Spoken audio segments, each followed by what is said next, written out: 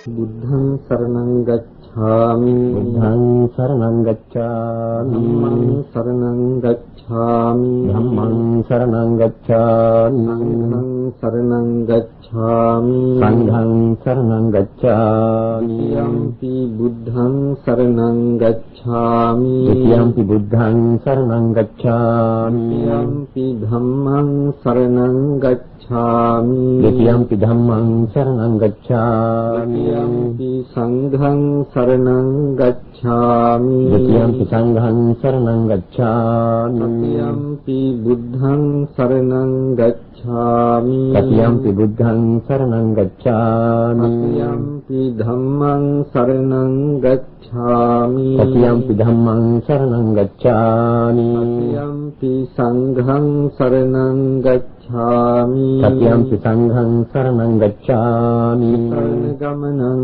සම්පූර්ණං ආමභන්තේ පාණාතිපාතා වේරමණී සික්ඛාපදං සමාදියාමි පාණාතිපාතා වේරමණී සික්ඛාපදං සමාදියාමි අදින්නාදාන වේරමණී සික්ඛාපදං සමාදියාමි අදින්නාදාන වේරමණී සික්ඛාපදං සමාදියාමි කාමේසු මිච්ඡාචාරා වේරමණී සික්ඛාපදං සමාදියාමි කාමේසු මිච්ඡාචාරා වේරමණී සික්ඛාපදං සමාදියාමි සාවාදා වේරමණී සික්ඛාපදං සමාදියාමි මුසාවාදා වේරමණී සික්ඛාපදං සමාදියාමි සුරාමේරය මජ්ජපමාදත්තාන වේරමණී සික්ඛාපදං සමාදියාමි සුරාමේරය මජ්ජපමාදත්තාන වේරමණී සික්ඛාපදං සමාදියාමි කරණේන සද්ධින් පංචශීලං ධම්මං සාධුකං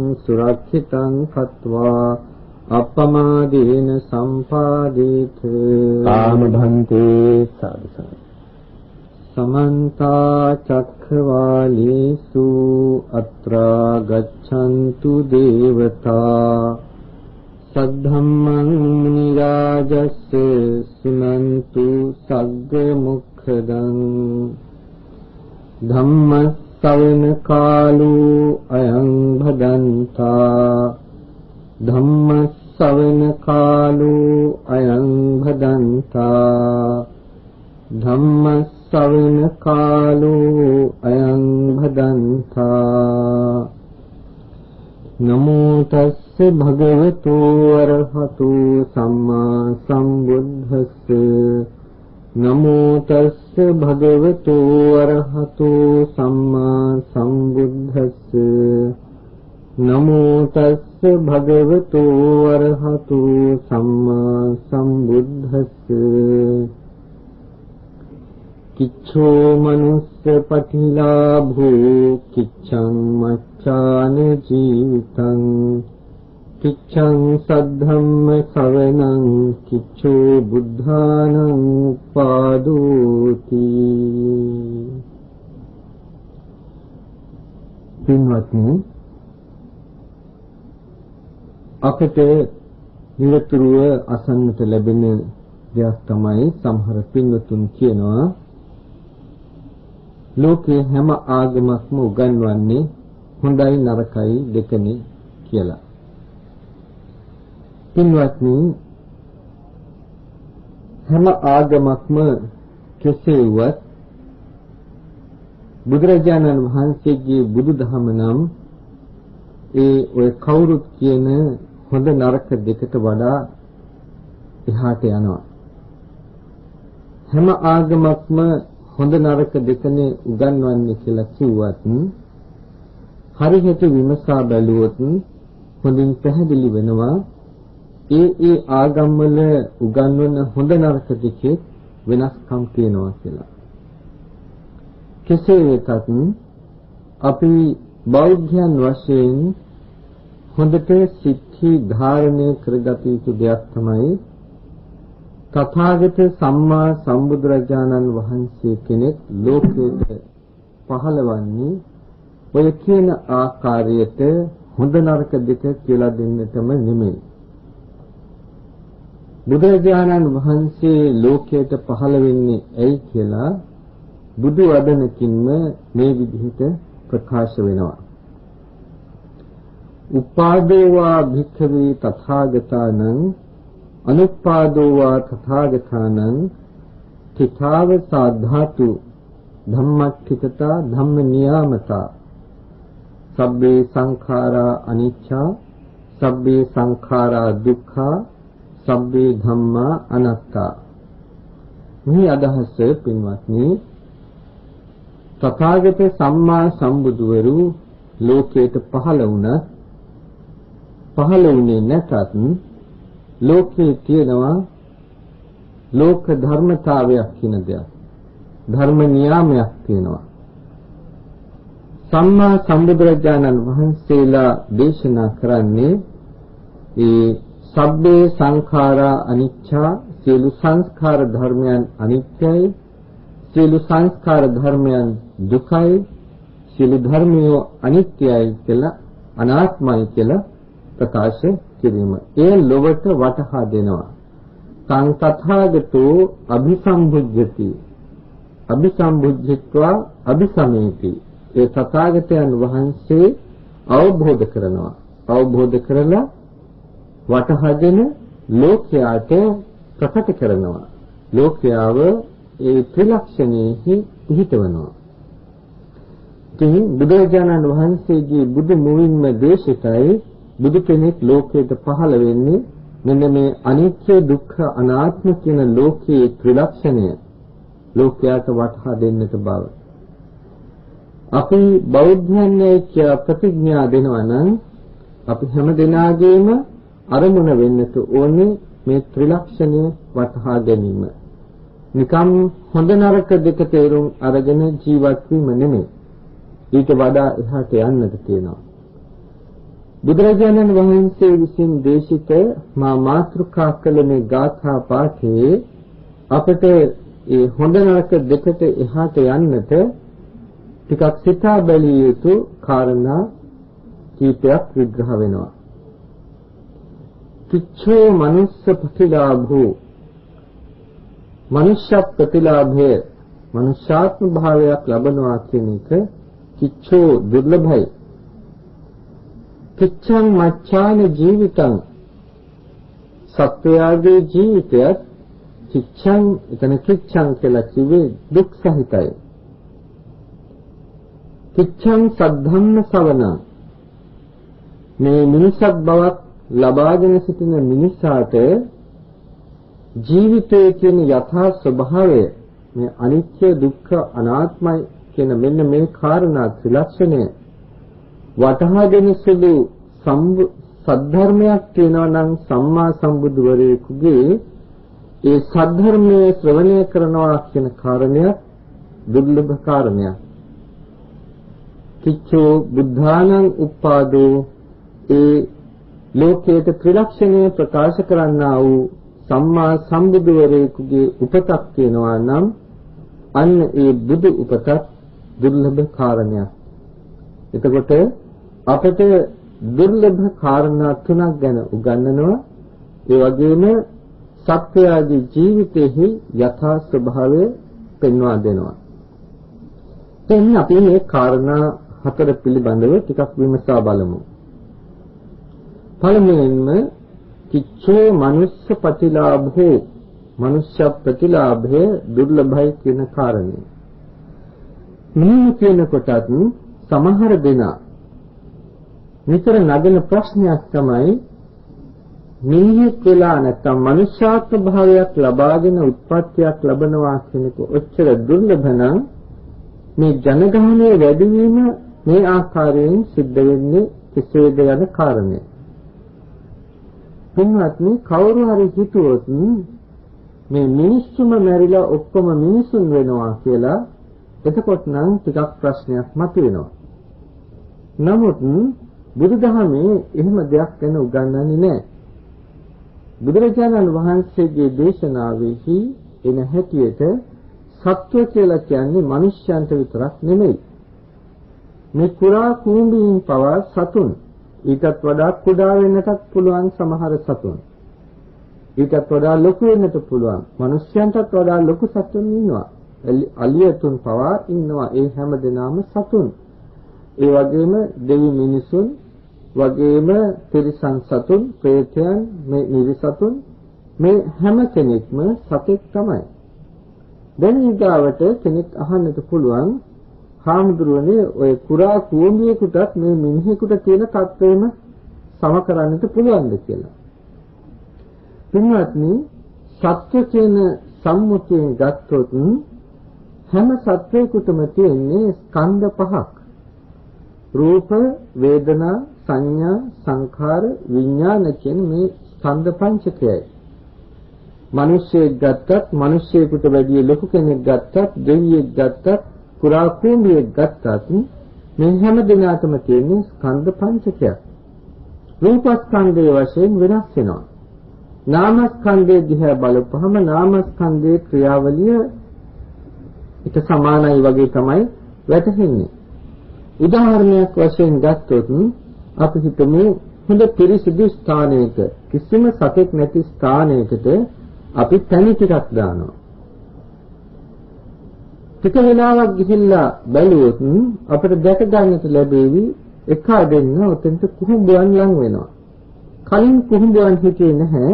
නමුත් ක්‍රමක්‍රමයෙන් එක දෙන්න ලං වෙලා සිය ගණනක් වෙන්නටත් පුළුවන්. එතකොට මේ කුහුඹුවන්ට කවුද මෙතන මේ පැණි දාලා තියනවා කියලා කිව්වේ? කවුරුත් නොකියුවත් ඒ කුහුඹුවට එක්තරා සංඥාවක් ලැබුණා. ඒ සංඥාව තුළින් ඒ කුහුඹුවා අවබෝධ කරගත්තා මට ආහාරයක් තියෙනවා කියලා. ආහාරය හඳුන ගන්නවත් එක්කම ඒ සතාට රස තෘෂ්ණාව ඇති වෙනවා. තෘෂ්ණාව කියලා කියනකොට එතන සංස්කාරයන් රැස්වීමක් සිද්ධ වෙන්නේ. ඒකම සුඛ වේදනාවක් ඇති වෙනවා. ඒ වගේම හඳුනා ගැනීමේ සංඥාවක් තියෙනවා. ඒකට කියනවා විඥානය කියලා. හඳුනා ගන්නා ලක්ෂණයක් කියනවා නම් යම් අරමුණ විඥානය කියලා කියනවා. මෙහිදී මනෝ විඥානය ප්‍රධානයි. මේ විදිහට කුඩා කුඹියකට උනත් රූප, වේදනා, සංඥා, සංඛාර, විඥාන කියන පංචස්කන්ධයයි තියෙන්නේ. මිනිසෙකුට උනත් ඒ පංචස්කන්ධය එහෙමමයි. කලින් කිව්වා වගේ දෙවියෙකුට බ්‍රහ්මයෙකුට උනත් ඒ පංචස්කන්ධයම පවතිනවා. රූපස්කන්ධය බොහොම සියුම් වෙන්න පුළුවන්. රූපස්කන්ධය ඕලාරික වෙන්නට පුළුවන්. මේ ආකාරයෙන් සිතද්දී අපි දන්නවා එහෙනම් සත්‍ය විශ්ය කියන එක අපිට සීමාවක් පනවන්නට බෑ කියලා. සත්‍යයන් කියන අය මේ ලෝකයේ පමණක් නෙමෙයි. අපිට බලපු ගමන් එකපාරට වැටහෙන්නේ මේ මනුෂ්‍ය ලෝකයේ ඉන්න සත්ව ප්‍රජාව ගැන තමයි මනසට එන්නේ. පින්වත්නි, මනුෂ්‍ය ලෝකයට පමණක් සත්‍යයන් සීමා කරන්නට එපා. මේ විශ්වයට පමණක් සීමා කරන්නටත් එපා. තවත් විශ්වතල බුදුරජාණන් වහන්සේ විසින් දේශනා කරලා තියෙනවා. ලෝක ධාතු වශයෙන් දේශනා කරලා තියෙනවා. එක වෙලාවක ආනන්ද හාමුදුරුවෝ බුදුරජාණන් වහන්සේ ළඟට ඇවිල්ලා බුදුහාමුදුරන්ට කියනවා, ස්වාමීනි, මම කලින් වතාවකදී ඔබ වහන්සේගෙන් අහලා තියෙනවා ඉස්සර හිටියා සිකී කියලා සම්මා සම්බුදුරජාණන් වහන්සේ කෙනෙක්. ඒ සම්මා සම්බුදුරජාණන් වහන්සේට අභිභූ කියලා ශ්‍රාවකයෙක් හිටියාය. මේ අභිභූ කියන ශ්‍රාවකයා බ්‍රහ්ම ලෝකයට ගිහිල්ලා මනුෂ්‍ය ලෝකයට ඇහෙන්නට, මිනිසුන්ටත් ඇහෙන්නට දේශනා කරනවා. ස්වාමීනි භාග්‍යවතුන් වහන්සේ, ඒ ශ්‍රාවකයාට තරම් ශක්තියක් තියෙනවා නම් තථාගත සම්මා සම්බුදුරජාණන් වහන්සේගේ ශක්තිය කොපමණද කියලා අහනවා. බුදුරජාණන් වහන්සේ ආනන්ද හාමුදුරන්ගෙන් අහනවා, ආනන්ද දන්නවද සහස්‍රේ ලෝක ධාතු කියන්නේ මොකක්ද කියලා? එතකොට ආනන්ද හාමුදුරුවෝ කියනවා, ස්වාමීනි ඒක ඔබ වහන්සේගේ විෂය. ඒ සිංහනාදයේ මේ වෙලාවේ පවත්වන්න ඔබ වහන්සේගෙන් මේ භික්ෂුන් වටහා ගන්නවා ඇති. බුදුරජාණන් වහන්සේ දේශනා කරනවා, ආනන්ද, මේ ඉරහඳ දෙදෙනා සිය ආලෝක කිරණයන් පතුරවාගෙන යන මේ ලෝක ධාතුවේහි තවත් පෘථිවි දහසක් තියෙනවා. මේ ආදී වශයෙන් අනිත් ග්‍රහ ලෝකවල පිළිබඳවත් විග්‍රහ කරනවා. මෙහිම දහස බැගින් ගත්තහම මේකට කියනවා සහස්‍රේ ලෝක ධාතු කියලා. ඊටවට ඒකත් දහසකින් වැඩි වෙනවා. ඒක කියනවා ද්විසහස්‍රී ලෝක ධාතු කියලා. ඒකත් දහසකින් වැඩි වෙනවා. ඒකට කියනවා ත්‍රිසහස්‍රී මහා සහස්‍රී ලෝක ධාතු කියලා. එහිදී බුදුරජාණන් වහන්සේ දේශනා කරනවා ආනන්ද තථාගතයන් වහන්සේට අවශ්‍ය නම් අදිෂ්ඨාන කළා මේ ත්‍රිසහස්‍රී මහා සහස්‍රී ලෝක ධාතුවේ සිටින සත්‍යයන්ට ඇහෙන්නට ධර්ම දේශනා කරන්නට පුළුවන් කියලා. අවශ්‍ය නම් ඒකත් එහාට දේශනා කරන්නට පුළුවන් කියනවා. එතකොට පින්වත්නි දැන් පැහැදිලි ඒ තරම් දුරට සත්‍යයන්ගේ වාසය පවතින බව බුදුමුවින්ම ප්‍රකාශිතයි මෙහිදී. ඒකට සත්‍ය විශ්ය මෙහෙම අපිට සීමාවක් කරන්නට බෑ ප්‍රත්‍යඥ මනසකින් හිතලා. ඒක බුද්ධ විශ්යක්. ඉතින් අපි හිතනවා නම් මනුෂ්‍යත්වයේ දිහා බලලා කොහොමද මේ මිනිස්සුන් වැඩි වෙන්නේ කියලා ඕක ඒ තරම් අරුමයක් නෙමෙයි. මොකද තිරිසන් ලෝකයෙන් මනුෂ්‍යත්වයට එන්නටත් පුළුවන්. අපායයෙන් නිර්සතුන් වශයෙන් වත් එහින් චුත වෙලා මිනිසත් බවට එන්නටත් පුළුවන්. ඊගාවට දෙවියන් අතරින් බ්‍රහ්මයන් අතරින් මනුෂ්‍යත්වයට එන්නටත් පුළුවන්. සමහර විට වෙනත් සත්වල වලින් වත් මනුෂ්‍යාත්ම භාවයකට එන්න බැරි කමක් නැහැ. මෙහෙන් ඒ තැන් වලට යන්න බැරි කමකුත් නැහැ. ඉතින් ඒ නිසා මනුෂ්‍ය ලෝකයේ මිනිසුන්ගේ ප්‍රමාණය අඩු වැඩි වීමක් වෙනවා කියන එකේ පුදුමයක් වෙන්නට දෙයක් නෑ. සමහර කාලවලට මිනිසුන්ගේ ප්‍රමාණය අඩු වෙන්නත් පුළුවන්, සමහර කාලවලට මිනිසුන්ගේ ප්‍රමාණය වැඩි වෙන්නත් පුළුවන්.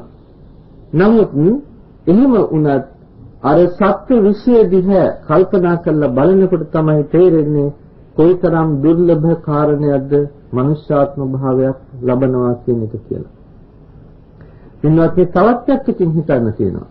බලන්න මනුෂ්‍ය ලෝකයේ පිළිබඳවම ටිකක් හිතලා කොච්චර මිනිස්සුන් අන්ධද?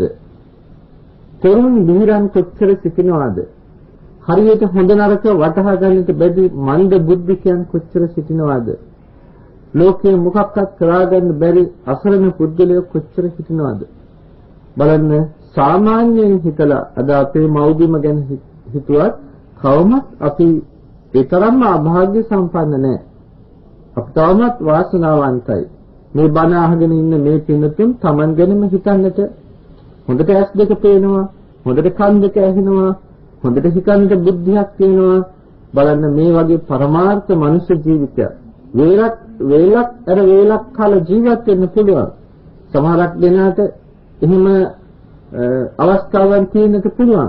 සමහර දෙනා හොඳට කාලා බීලා ඉන්නවා වෙන්නත් පුළුවන්. කවුරු වුණත් තමන්ගේ ඉන්ද්‍රියන් ටික හොඳට තියෙනවා නම් ප්‍රසන්න ඉන්ද්‍රියන් සහිතව තමා ජීවත් වෙනවා නම් සම්පූර්ණ අංග ප්‍රත්‍යයන්ගෙන් සහිතව ජීවත් වෙනවා නම් හොඳට හිතන්න පුළුවන් බුද්ධියක් තියෙනවා නම් දැනගන්න මෙන්න මේ ලැබපු මිනිසත් බව තමයි පරමාර්ථ මිනිස් ජීවිතය කියලා. මේක තමයි පින්වත්නි දුර්ලභ.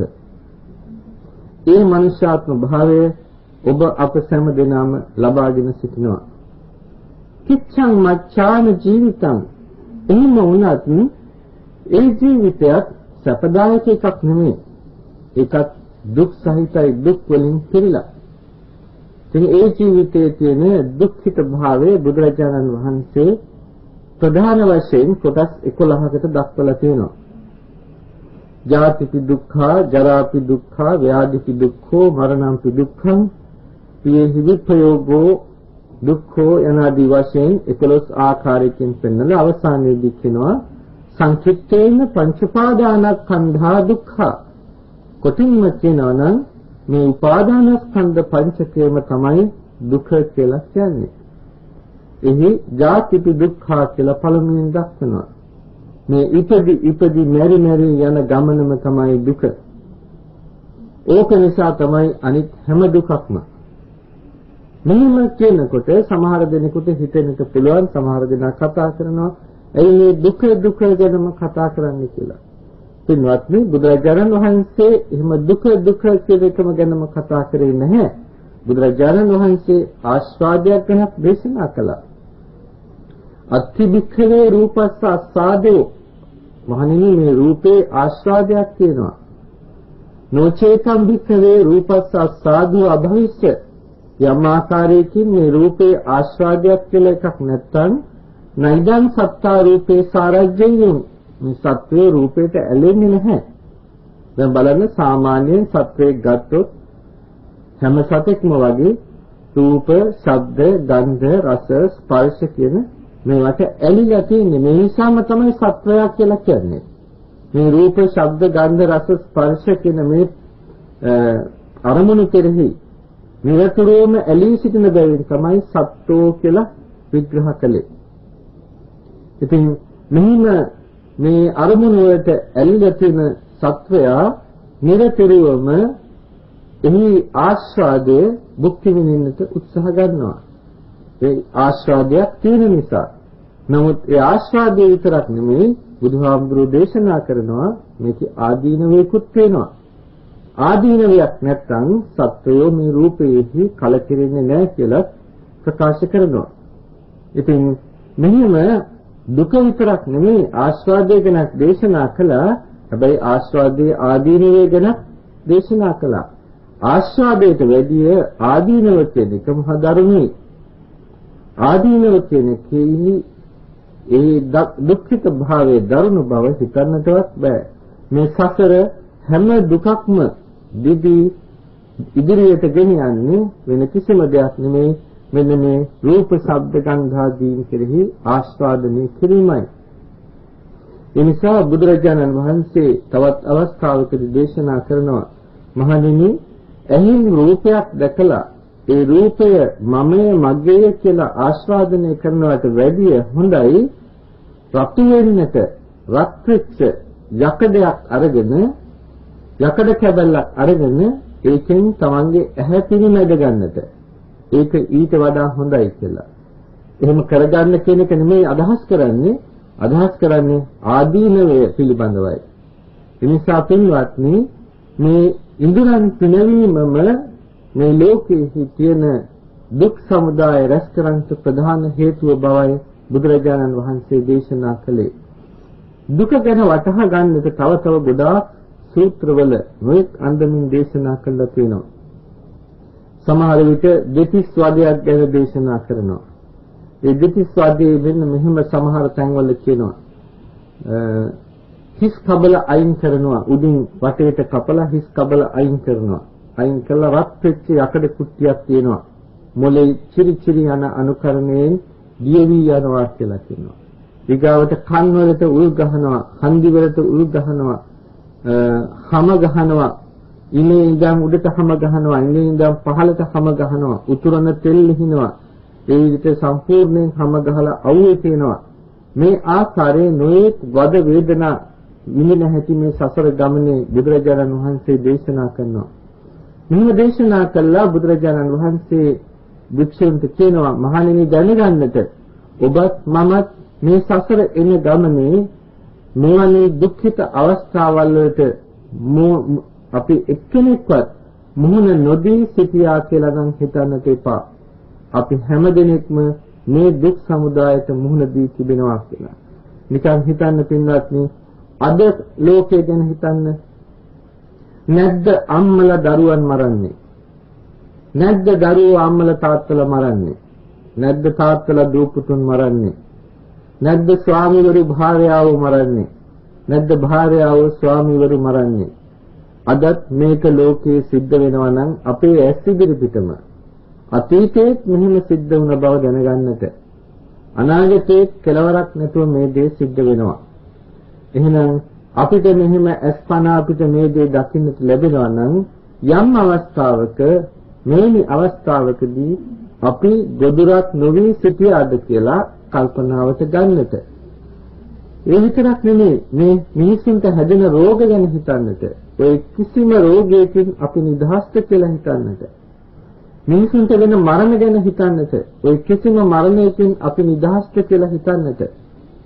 පින්වත්නි නුවණින් කල්පනා කරලා බැලුවොත් තේරෙවි මේ යන ගමනේ දුක කොච්චරද කියලා. බලන්න බඩගින්නේ මැරෙන මිනිස්සු ලෝකයේ ඉන්නවා. ඒ විතරක් නෙමෙයි මේ සසර යන ගමනේ අපිට අම්මා නොවිච්ච, තාත්තා නොවිච්ච, සහෝදර සහෝදරයන් නොවිච්ච කෙනෙක් හොයාගන්නවා කියන එක අපහසු කාරණයක් බවයි, ඊටාම අපහසු කාරණයක් බවයි බුදුරජාණන් වහන්සේ දේශනා කළේ. ඔය යන ගමනේ එකිනෙක කෙනා මරාගෙන බෙලිකැපුම් කාපු වාරවල් වල ප්‍රතිම්ම කෙනා එකම සතෙක් වෙලා බෙලිකැපුම් කාපු වාරවල් වල ලේ ටික එකතු කරා නම් සතර මහා සාගරයේ ජලයට වැඩි කියනවා. අපි එක්කෙනෙක් ඒ විදිහට මරුන් කාලා ලේ ගලපු අවස්ථාවල් වල එකම දරුවෙක් අම්මා කෙනෙක් එකම දරුවෙක් එක අම්මට දරුවා වෙලා ඒ අම්මා විසින් හඳපු ඒ දරුවා නිසා හඳපු කඳුළු ටික එකතු කරා නම් ඒ සතර මහා සාගරයේ ජලයට වැඩි කියලා කියන්නේ. එහෙනම් පින්වත්නි මේ දිග සසර ගමනට එන අපි ටිකක් සිහියෙන් නුවණින් මේ ලබාගත් මිනිසත් බව ගැන හිතන්නට ඕනේ.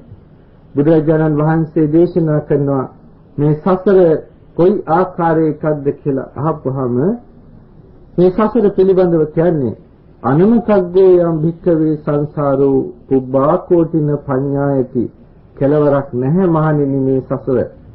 ඒක පණවන්න පුළුවන් කමක් නැහැ.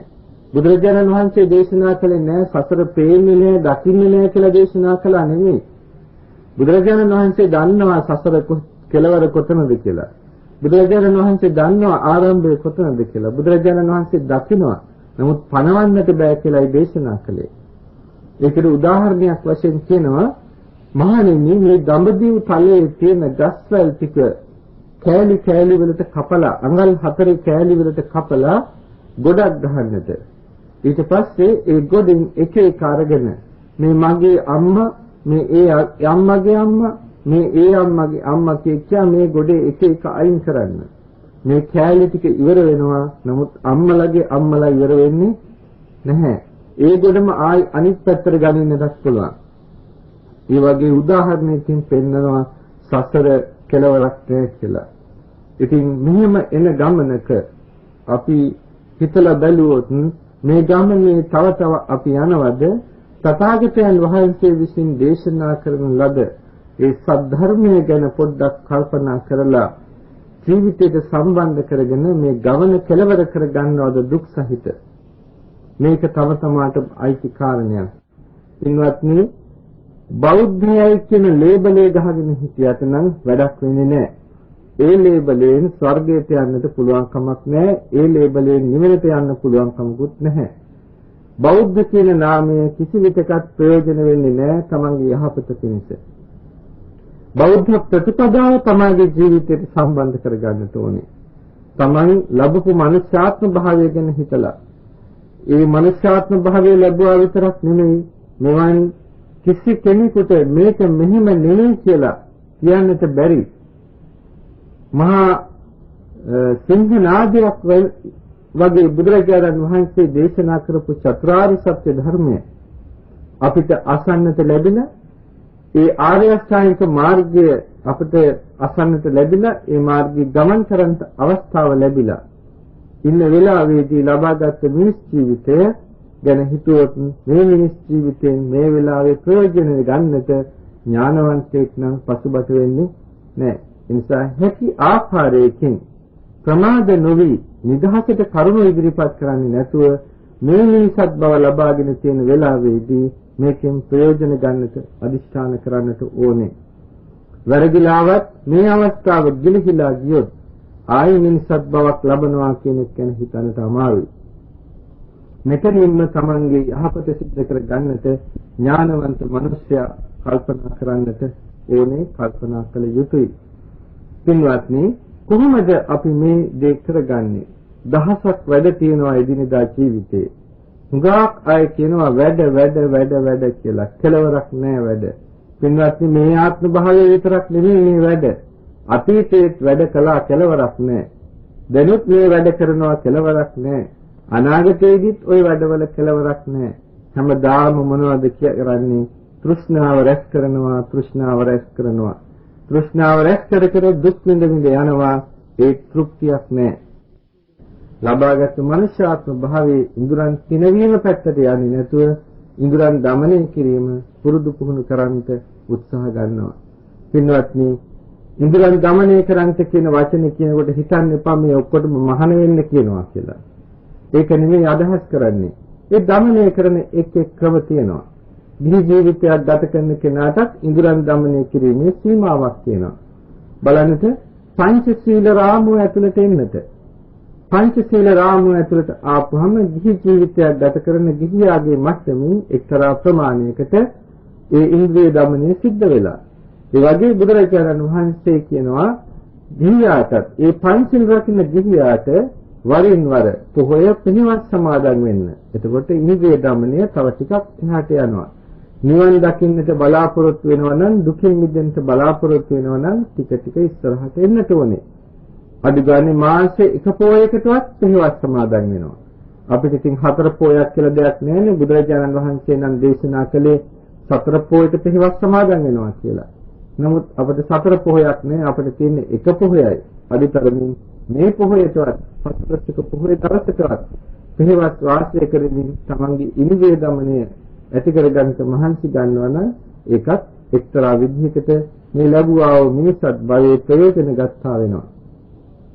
ඒ විතරක් නෙමෙයි, තව තවත් තියෙනවා කරුණු. බොහෝ කරුණු තියෙනවා මේ ආකාරයෙන් මේ පින්නතුල විග්‍රහ කළ දෙන්නට. නමුත් ලැබී තියෙන කාල සීමාව ඉතාම සුළුයි.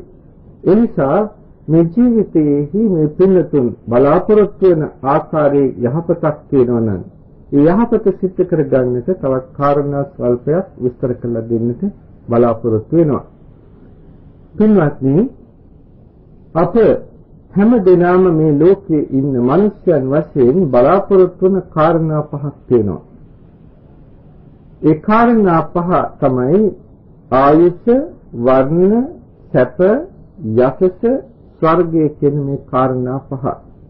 කොච්චර දුකයි කිව්වත්, මිනිසත් බව දුර්ලභයි කියලා කිව්වත්, සද්ධර්මයේ දුර්ලභයි කියලා කිව්වත්, මේ කොච්චර සංසාරය ගැන කිව්වත්, සාමාන්‍ය ප්‍රත්‍යඥයෙක් විසින් මේ ලෝකයේ මේ කාරණා පහ ලැබීමට ප්‍රිය කරනවා. බුදුහාමුදුරෝ දේශනා කරන්නේ පංචකෝ ගහපති ධම්මා ඉත්තා කන්තා මනාපා දුර්ලභා ලෝකස්මි. මේ ලෝකයේහි මිනිසයන්ට ඉෂ්ඨ කාන්ත මනාප ධර්ම පහක් තියෙනවා. හැබැයි දුර්ලභයි.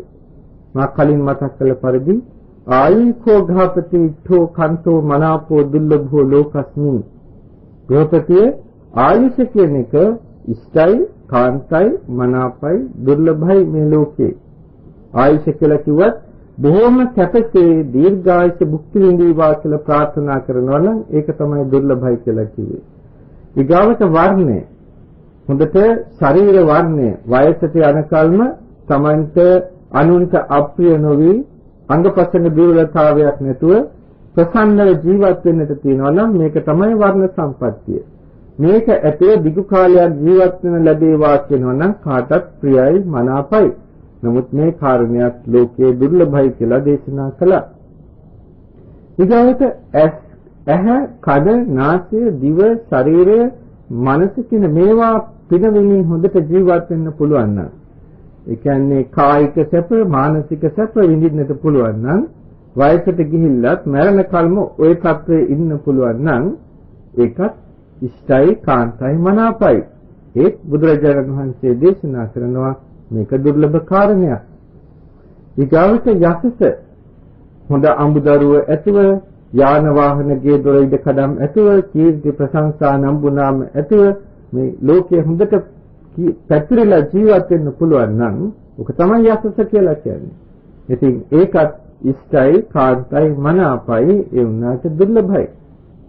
මැරිලා හොඳ තැනකට යන්න ලැබේවා කියලා ප්‍රාර්ථනා කරනවා නම් ඒකත් ඉෂ්ටයි, කාන්තයි, මනාපයි. එහෙම හොඳ තැනක උත්පත්තියක් ලැබෙනවා කියන එක ඉෂ්ටයි, කාන්තයි, මනාපයි, දුර්ලභයි. ඉතින් මේ දුර්ලභ කාරණා පහ ගැන හිතන්න. දැන් අපේ බෞද්ධයෝ අපිට පේනවා මේ තැන්වල මේ කාරණා ප්‍රාර්ථනා කර කර යාඥා කර කර යන හැටි. බලන්න කොච්චර පින්නතුන් දේවාලවල වලට යනවද? දේවාලවල වලට ගිහිල්ලා මොකද කරන්නේ? යාඥා කරනවා ප්‍රාර්ථනා කරනවා ලැබේවා ලැබේවා ලැබේවා කියලා. බලන්න දේවාලවල වලට යන පින්වතුන්, ඒ වගේම නොයෙක් තැන් වලට යාචිකා කරන්න යන පින්වතුන්, ඔය හැමදෙනාම හිතන්න පොඩ්ඩක් මොනවටද මේ යන්නේ? මේ ගිහිල්ලා මොනවද ප්‍රාර්ථනා කරන්නේ? මේ ප්‍රාර්ථනා කරන දේවල් අතර අර කියන ලද කාරණා පහට අයිති නොවන යමක් තියෙනවද? මොනවද ඒ කාරණා පහ? නැවත මතක් කරලා දෙන්න. ආයුෂ, වර්ණ, සැප, යසස, ස්වර්ගය. මැරිලා හොඳ තැනකට යන්න ලැබේවා කියන කාරණේ. ඒ ප්‍රාර්ථනා කරන දේවල් අතර මේ පහට අයිති නොවන මොකක්වත් තියෙනවද? නැහැ පින්වත්නි. හැම දෙයක්ම මේ පහට අයිති වෙනවා. එහෙනම් බලන්න බුදුහාමුදුරේ දේශනා කළේ මොකද්ද කියලා.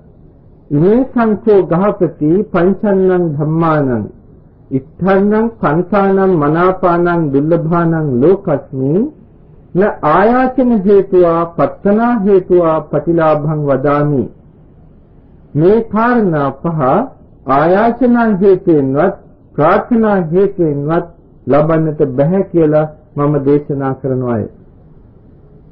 එහෙම ලබනවා නම් කොයිද කේන හායේත මේ ලෝකයේ කාට මොකකින් අදුවක් වේද කියලා බුදුහාමුදුරුවෝ අහන්නේ. ඔය ප්‍රාර්ථනා කරන දේවල්, යාඥා කරන දේවල් එක එක්කෙනාගෙන් අනේ මට පිහිට වෙන්න කියලා යදින දේවල් ඔය ආකාරයෙන් ලැබෙනවා නම් කාට මොකකින් අදුවක් වේද කියලා බුදුරජාණන් වහන්සේ අහනවා. පින්වත්නි, ඒක වෙන්නේ නැහැ. බුදුරජාණන් වහන්සේ අනතුරුව දේශනා කරනවා නකෝ ගහපති අරිය ශ්‍රාවකේන ආයුම් ආයාසිතුම් වා අභිනන්දිතුම් වා ආර්ය ශ්‍රාවකෙක් වශයෙන් මේ ආයුෂයේ උනත් තෘෂ්ණා කරන්නට එපා. ආයුෂයේ උනත් ප්‍රාර්ථනා කරන්නට එපා. ආයුෂ විතරක් නෙමෙයි අනිත් කාරණා පහකට ඒ විදිහටමයි. සැප, යසස, කීර්ති, ප්‍රශංසා මේවා මොකක්වත් ප්‍රාර්ථනා කරන්නට එපා. ඒ ප්‍රාර්ථනා කරලා ලැබෙන්නේ නැහැ. දේශනා කරන්නේ බුදුරජාණන් වහන්සේ මේ කාරණා පහ ලබන්නට ඕනේ නම් ලැබේවා කියලා හැඟීමක් තියෙනවා නම් තමන් විසින් කළ යුත්තේ ආයුෂ ප්‍රාර්ථනා කරනවා නම් ආයු සංවත්තනිකා ප්‍රතිපදා ප්‍රතිපජ්ජිතබ්බා ආයුෂ ලැබෙන්න ප්‍රතිපදාවක් තියෙනවා. ඒ ප්‍රතිපදාව පුරන්නට මේ ඔක්කොම ප්‍රතිපදාව කැටි කරලා ගත්තාම තමයි දාන, සීල, භාවනා කියලා අපි කියන්නේ. ආයුෂ ලැබෙන්නත් නම් ආයුෂය කියලා කියන්නේ තමන්ට ජීවිතය දිගු කලක් පවතිනවා කියන එකනේ. ඉතින් එහෙනම් අනුන්ගේ ජීවිත කෙටි කරන්නට එපා. ඒ කියන්නේ සත්ව ඝාතනයෙන් වළකින්නට. තමන් නිරෝගීව ඉන්න කැමති නම් අනුන්ගේ ශරීරවලට දුක් දෙන්නට එපා. සත්ව හිංසාව කරන්න එපා. එතකොට තමන්ට නිරෝගී බව ලැබෙනවා. පින්වත්නි, අප හැමදෙනාම සසර සැරිසරාගෙන ඉන කාලයේදී හොඳ දේවලුත් කරනවා, නරක දේවලුත් කරනවා. කරෝති ඒකදා පුඤ්ඤං අපුඤ්ඤං පිචේකදා. මේ හොඳ දේවල්, නරක දේවල් තමයි අපි කරන කර්ම වශයෙන් අප පසුපස ඉන්නේ. අර සුභ මානවක ඇවිල්ලා එක අවස්ථාවක බුදුරජාණන් වහන්සේට කියනවා, ස්වාමීනි මට මේ සමාජයේ විෂමතාවයක් පේනවා. බලන්න, සමහර දෙනා බොහොම පොසත්, සමහර දෙනා බොහොම දුප්පත්, සමහර දෙනා බොහොම රෝගී, සමහර දෙනා නිරෝගී, සමහර දෙනා ලක්ෂණයි, සමහර දෙනා අවලක්ෂණයි, සමහර දෙනා අල්පේශාක්‍යයි, සමහර දෙනා මහේශාක්‍යයි. අනේ ස්වාමීනි, මොකද්ද මේකට කාරණය? මොකද්ද මේකට හේතුව? බලන්න, බුදුරජාණන් වහන්සේ පැහැදිලිවම දේශනා කරනවා, කම්මස්සකා මානව සත්තා කම්ම යෝනි කම්ම බන්ධු කම්ම ප්‍රතිසරණ කම්මං සත්‍යේ විභජිතය යදිදං හීනප්පනීතකාය. මානවකය, තරුණය, මේ සත්වයෝ කර්මයේ සුඛිය කොට සිටින්නේ. කර්මයේ මුල් හේතුවකටගෙන ඉන්නේ. කර්මයේ මගේ කරගෙන ඉන්නේ. කර්මයේ නෑදෑය කරගෙන ඉන්නේ. සත්‍යයන්ට පිළිපිට කර්මයයි. මේ කර්මයේ විසින් තමයි සත්වයා හොඳ නරක වශයෙන් නැත්නම් හීන ප්‍රේත වශයෙන් බෙදලා දක්වන්නේ. බලන්න, අපි හොඳ කර්මයක් නිසා මනුෂ්‍යාත්ම භාවයක් ලැබුවා. ඒකම ඒ මනුෂ්‍යාත්ම භාවයේහි දුර්වල කර්ම තියෙනට පුළුවන්. ඒ නිසා සමහරකට රෝගී, සමහරකට දුප්පත්, සමහරකට දුර්වර්ණයි, සමහරකට මහේශාක්‍යයි, සමහරකට අල්ප ශාක්‍යයි. මහේ ශාක්‍ය ආදී හොඳ පැත්තට යනකොට තමන්ට හොඳ කර්ම. ඒ වගේම අනිත් දුර්වල පැත්තට එනකොට නරක කර්ම. එකම ජීවිත කාලයේ හොඳ නරක දෙපැත්ත විපාක දෙනවා. නමුත් ඒකාන්තයෙන්ම මේවා විපාක දිය යුතුයි කියලා කියන්නේ නැහැ. විපාක දිය යුතු කර්මයක් තියෙනවා නම් ඒක විපාක නොදී පිරිනිවන් පාන්නෙත් නැහැ කියලා දේශනා කළා. නමුත් බොහෝ කර්ම අපට පුළුවන් හොඳ කර්ම වලින් යටපත් කරන්නට. එනිසායි බුදුරජාණන් වහන්සේ දේශනා කළේ යේසං කම්මං කතං පාපං කුසලේන පිතියති කියලා. යමෙකුගේ කරන ලද පාප කර්මිය වෙත්නම් ඒ කුසලයෙන් වහලා දාන්නට කිව්වා. ඒ වගේම යමෙකුගේ කුසල ශක්තියෙන් තියෙනවා නම් අකුසල කරනකොට කුසල ශක්තියනොත් වැහිලා යනවා. පින්වත්නි බලන්න අපි යහපත ප්‍රාර්ථනා කරමින් අපි එදිනෙදා ජීවිතේ මොකද්ද කරන්නේ කියලා. අනන්තවත් පන්සලක් ගාවට ගිහිල්ලා බෝධියක් ගාවට ගියත් පන්සලේ බොහෝ දෙනා කරන්නේ යාඥා කරනවා. අනේ මට මේක ලැබේවා කියලා ප්‍රාර්ථනා කරනවා. ඊගාවට දේවාලයට ගියත් පූජාවට කියලා ප්‍රාර්ථනා කරනවා. මොකද්ද පින්වත්නි මේ කරන්නේ? ප්‍රාර්ථනා කරන්නේ නම් ලෞකික දෙයක් හැමතිස්සෙම. ලෝකෝත්තර දේවල් එහෙම ප්‍රාර්ථනා කරන්නේත් නැහැ. ප්‍රාර්ථනා කළ යුත්තේත් නැහැ විදිහට. ඒකට වෙනම පාරක් තියෙනවා. ඒක කළ යුතු ආකාරයකුත් තියෙනවා. නමුත් අපි ওই දේවාල වලට හරි නැත්නම් භජන කියන ඒවාට හරි එහෙම නැත්නම් බෝධීන් වහන්සේලා ගාවට ගිහිල්ලා හරි ප්‍රාර්ථනා කරනකොට මොකද්ද ප්‍රාර්ථනා කරන්නේ? ප්‍රාර්ථනා කරන්නේම ලෞකික දෙයක්. ලෞකික දේ ප්‍රාර්ථනා කරනවා කියලා කියන්නේ ලෝභයද අලෝභයද? දැන් ඔන්න මේ පින්නතුන් උත්තර දෙන්න.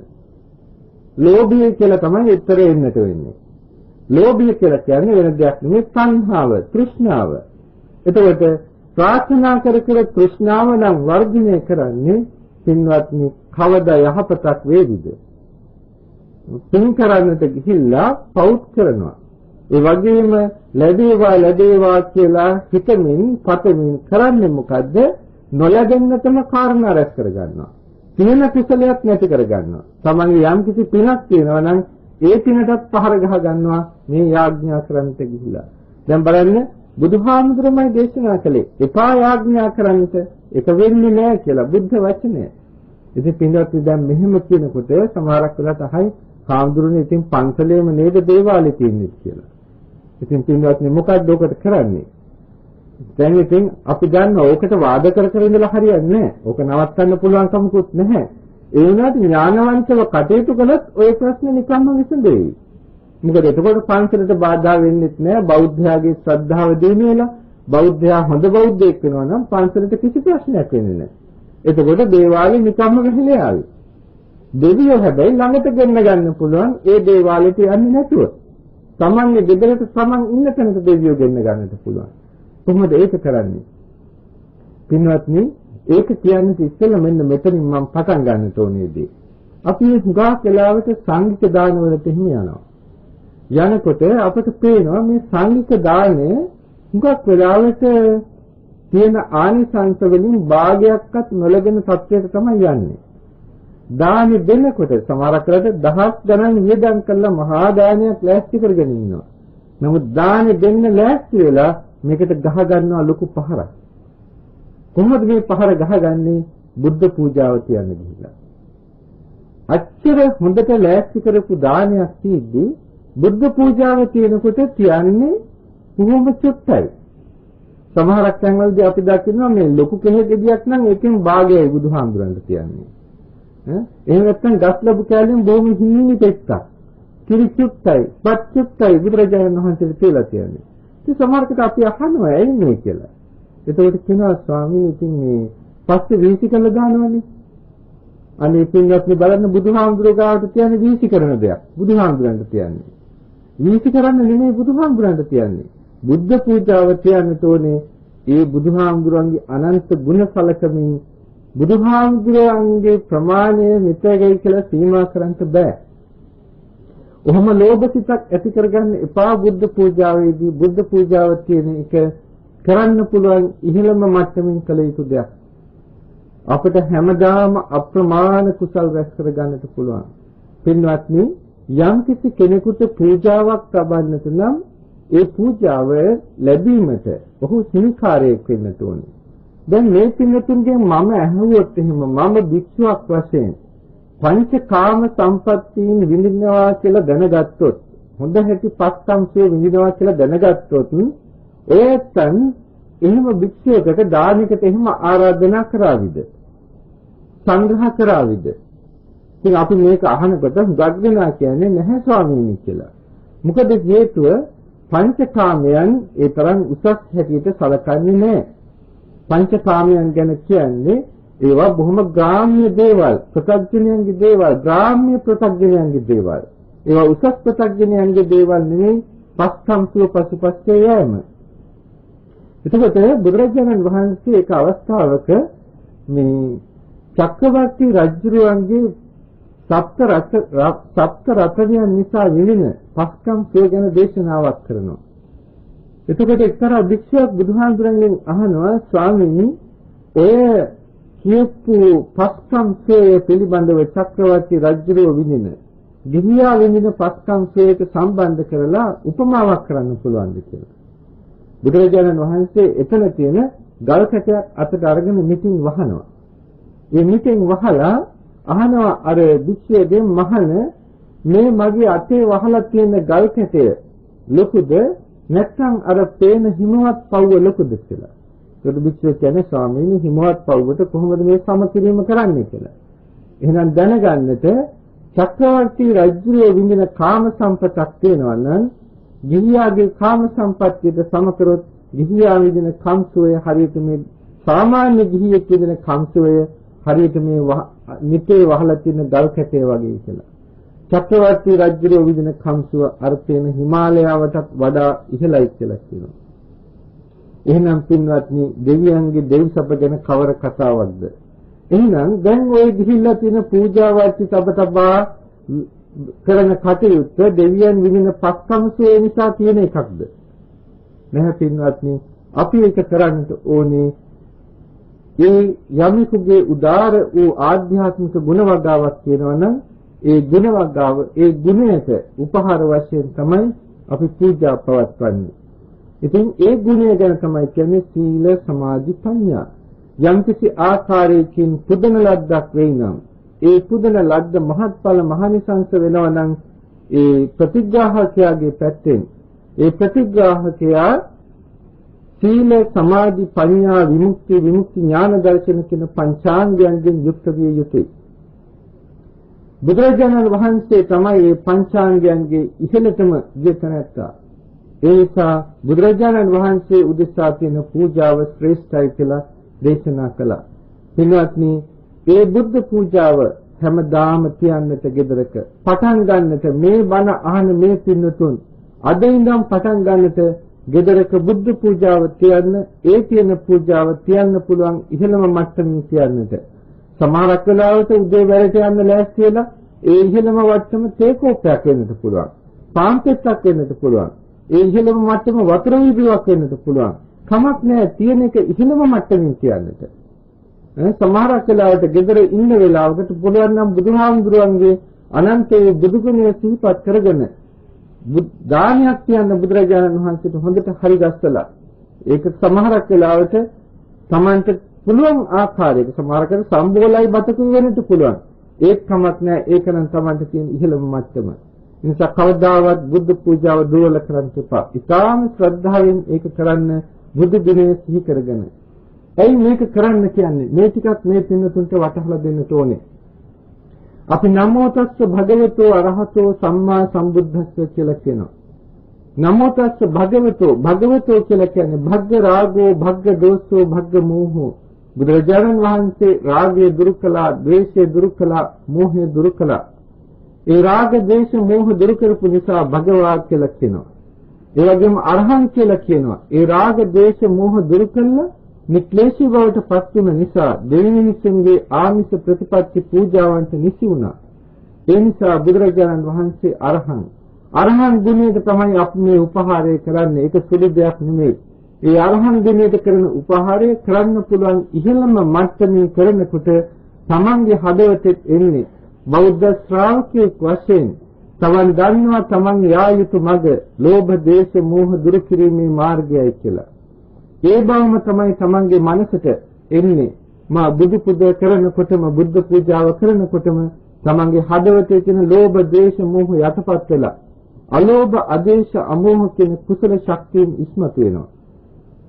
හැමදාම අප්‍රමාණ වූ කුසල ස්කන්ධයක් මේ ආකාරයෙන් රැස් කරනවා. මෙන්න මෙහිම රැස් කරන කුසල ස්කන්ධය මේ පින්නතුන් අනුමෝදන් කරන්න දෙවියන්ට ස්ථානාරක්ෂක දෙවියෝ ඉන්නවා. ඒ වගේම ඉෂ්ට දේවතාවෝ ඉන්නවා. ඒ වගේම ශාසනාරක්ෂක දෙවිවරු ඉන්නවා. මේ දේවතාවන්ට අනුමෝදන් කරන්නට. මේ දේවතාවන්ට අනුමෝදන් කරනකොට දෙවියෝ සතුට වෙනවා. දැන් තියෙන විදිහට නම් පින්වත්නි කුසලයක් නැහැ. යාඥා කර ආකාසට්ටාජ බුම්මට්ටා කියලා කිව්වට අනේ දෙවියන්ව රවට්ටනවා විතරයි වෙන්නේ. දෙවියන්ට ගන්න කුසලයක් නැහැ ඕකේ. සංහාව විතරයි උතන තියෙන්නේ. ඒ නිසා දැන් ඉන්න දෙවියොත් ඔක්කොම ලංකා භූමියෙන් අනිත් පැත්තට හැරිලා. බලන්න අද වෙලා තියෙන දේ අපේ රස මොකද්ද කියලා. ඒ නිසා ඉක්මනින් හොඳට කුසල් ටිකක් රැස් කළා ආකාසත්තාජ බුම්මත්තා කියලා දෙවියන්ට පින් අනුමෝදන් කරන්නට. මෙන්න මේ දේ සිද්ධ වෙනවා. මේ ටික කියලා දෙන්නට ඕනේ. සුළු මොහොතයි තව තියෙන්නේ. ඒ පින් අනුමෝදන් කරනකොට බුදුදහමේ සූත්‍රවල සඳහන් වෙනවා පොහොය දවසට දෙවිවරු දෙව්ලොව රැස් වෙනවා කියලා සුධර්මා දිව්‍ය ස්වභාවයේ දිව්‍ය ලෝකයේ පිරිහීමත් දිව්‍ය ලෝකයේ දියුණුවක් කියන කාරණය සාකච්ඡා කරන්නට. එතකොට මේ යන භූමාතු ආකාශත්ථාජාදී දේවතාවෝ එහි සඳහන් කරනවා මෙන්න අප ඉන්න තැන්වල මේ ඇත්තු දන් දෙනවා සිල් රකින්නවා භාවනා කරනවා යන්නේ මේ ඇත්තන්ගේ කුසල ශක්තියෙන් ගැන කියනකොට දෙවියන් සතුටු වෙනවා. සතරවරම් දේවතාවෝ පවා ලෝකයේ සිතාරා යනවාය ඒ ඇත්තන්ගේ පින් අනුමෝදන් වෙන්නට. එතකොට ඒ ඇත්තන්ට ආශිර්වාද කරනවා. එතකොට මෙන්න මේ විදිහට තමයි දෙවියන්ගේ ආශිර්වාදය ලබන්නේ. කුසලයක් කරපුවාම ඒ කුසලයේ ඉන්න කරපු තැන දෙවියන්ට පින් දෙන්න. යා තත්ථ දේවතා ආසුන් සාසන් දක්ෂින මාදිස්සේ. ඒ දේවතාවෝ ඇත්නම් ඒ දෙවියන්ට මේ පුණ්‍ය දක්ෂිනාව දෙන්නට. එතකොට දෙවියෝ පින් ඒ ඇත්තන්ට ආශිර්වාද කරනවාය. දේවතානුකම්පිතෝ පෝසෝ සදා භද්‍රානි පස්සති. එසේ දෙවියන්ගේ අනුකම්පාව ලබන තැනට හැමදාම යහපත සැලසෙනවාය. එනිසා පින්වත්නි යහපත දකින්නට කැමති නම් හැමදාම වෙන දෙයක් නෙමෙයි වෙන කුසලයක් නෙමෙයි හැමදාම මේ බුද්ධ පූජාව තියන්න කියලා දෙවියන්ට පින් දෙන්නට. කවුරු හරි කියයි අනේ ඕක වැරදුනොත් හොඳ නැහැ කියලා පින්වත්නි බය වෙන්න එපා. බුදුහාමුදුරුවෝ කාත් එක්කවත් තරහ වෙන කෙනෙක් නෙමෙයි. දවස් දෙකක් වැරදුනත් අමතක වුණත් ඕකේ ප්‍රශ්නයක් ඇති වෙන්නේ නැහැ. තමන් හොඳ ගුණයක පිහිටලා පංචශීල රකින්නට උත්සාහ කරමින් හැමදාම මේ බුද්ධ පූජාව තින දානය දෙන්නට ඥාතීන්ට මේ ගියත්තන්ට පින් දෙන්නට වැඩි කලක් නොගිහින් අපේ මේ රටට වාසනාව පෑදෙනවා. මේ කාලකන්නිකම ගිහිල්ලා අපේ ලංකාවට යහපතක් වේවා කියලා ප්‍රාර්ථනා කරනවා නම් ඔය යදි මේක පැත්තකට දාලා තමන් හොඳට කුසල් රැස් කරන්නට අලෝභ අද්වේෂ අමෝහ චේතනා තමා තුළ දිනු කරගන්න එයින් තමයි තමාට වාසනාව පෑදෙන්නේ. මේ ධර්මයේ තමන්ගේ ජීවිතයට සම්බන්ධ කරගනිමින් හොඳට හිතලා බලලා අගුණ දුර්වලකම් දුරු කරගන්න ගුණ ධර්ම වඩා සිටවා ගන්නට හැම දිනාටම උතුම් තෙරුවන්ගේ අනන්ත ගුණානුභාවයෙන් යහපත සැලසේවා කියලා ප්‍රාර්ථනා කරනවා. ආකාශත්ථා ජුම්මත්තා දේවානාගා මහිද්దికා පුඤ්ඤන්තං අනුමෝදිත්වා චිරං රක්ඛන්තු ශාසනං. ආකාශත්ථා ජුම්මත්තා දේවානාගා මහිද්దికා පුඤ්ඤන්තං අනුමෝදිත්වා චිරං රක්ඛන්තු දේශනං. ආකාශත්ථා ජුම්මත්තා දේවානාගා මහිද්దికා පුඤ්ඤන්තං අනුමෝදිත්වා චිරං රක්ඛන්තු මේ ගරු.